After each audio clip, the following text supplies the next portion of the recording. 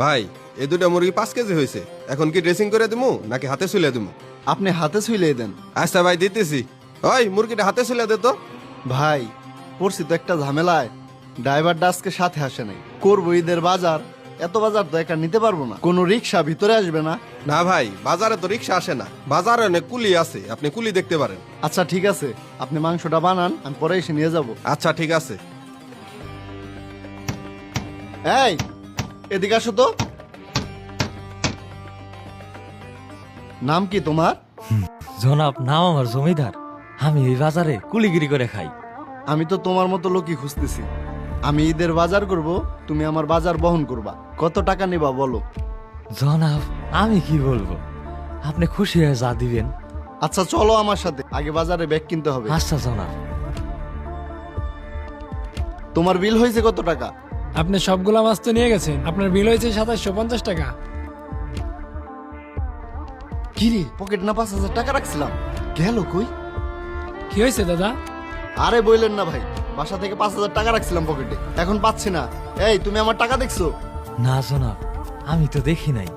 দাদা, বাজারের অবস্থা তেমন ভালো না, আশেপাশের লোকরাই চুরি করে। জনাব, আমি কিন্তু চুরিবিদ্যা জানি না, আমি কিন্তু চোর না জনাব। এই তোমার কি আমি বলছি তুমি চুরি করছো? বেশি কথা বলো। এই যে দাদা আপনার টাকাটা। ঠিক আছে। টাকাটা কি জমিদারি নিছে নাকি না হারাই ফেললাম বুঝতেছি না। জনাব, আপনি কি ভাবতেছেন আমি জানি। এই বাজারে তেমন কোনো চোর নাই জনাব, আপনি মনে হয় কোথাও টাকাটা হারাই ফেলাইছেন। এই জমিদার তুমি একটু বেশি কথা বলো। এমনি ঝামেলার ভিতরে আছি, টাকাটা হারাই গেছে, সম্পূর্ণ বাজার তো শেষও করতে পারবো না। আমার ব্যাংকে যেতে হবে, টাকা উঠিয়ে বাকি বাজারটা শেষ করতে হবে। জনাব, আমাকে ক্ষমা করে দিবেন, আপনি চাইলে আমি আর কথাই বলবো না জনাব। এই আসো তো তুমি, আরো কিছু বাজার করে বাড়ি পাঠিয়ে দিই। আচ্ছা জনাব।